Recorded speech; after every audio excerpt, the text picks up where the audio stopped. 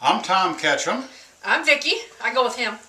And we're proud to be the first RV volunteer work campers for the Maine Forest and Logging Museum. A few of the things that we've done since our arrival here, well, we pickle washed the walls in the visitor center room. If you don't know what pickling is, it's kind of a whitewash. It preserves the wood. It's beautiful wood siding and that the Tuesday crew has put in here. It lightens the wood and it keeps it from yellow. We also pickle washed this large classroom to keep it looking nice. Hopefully they will be able to have some classes in here soon to educate the neighboring communities. Teach people how to operate a steam-fired Lombard log hauler and maintain a gasoline Lombard log hauler.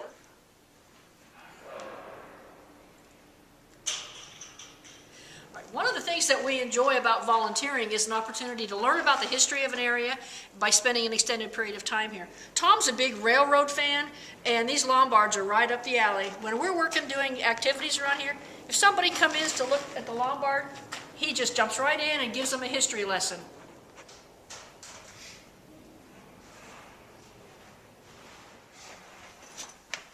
We have a lot of tools that we use here that really aren't historic, and we wanted to find a way to get them a little bit out of sight so that when people come to view the antique machinery, they don't see modern day machines as well. So Tom made this cabinet to go under the stairwell to keep things that we don't want people to see out of view.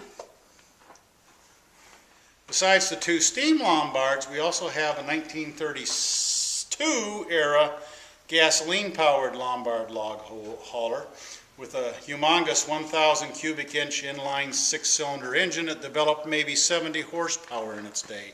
But the key was with worm drive and the continuous track drive, we've got over 700 foot-pounds of torque.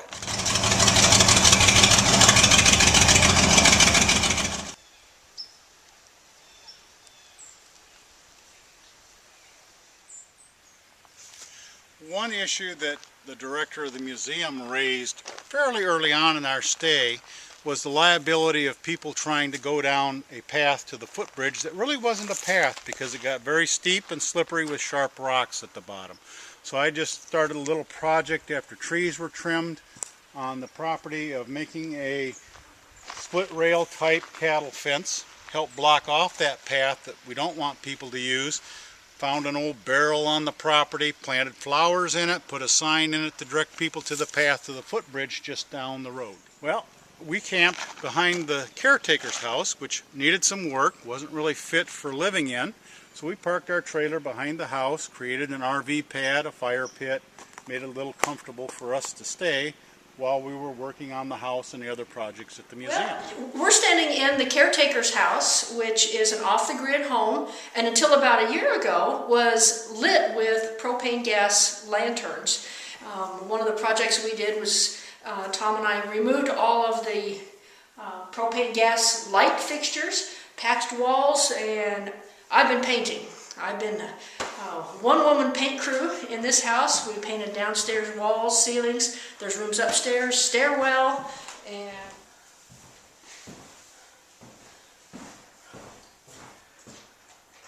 all right. Look at this view. We've had this view for 2 months now. We're going to miss it, but we'll be back.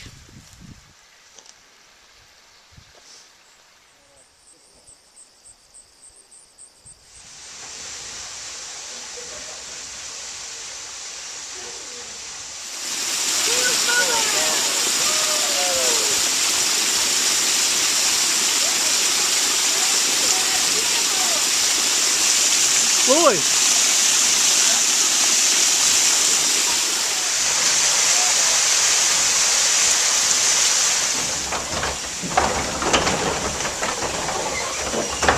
We're sawing logs here. We've had a great time here at the Maine Forest and Logging Museum, and we encourage anyone else who's RVing and volunteering, if you're looking for a summer-long, off-the-grid experience, get to the Maine Forest and Logging Museum on Facebook or at their website. They could always use some additional RV campers to volunteer. That's what we'll do. Oh yeah, that could be. We're gonna miss it. This is your closing shot here.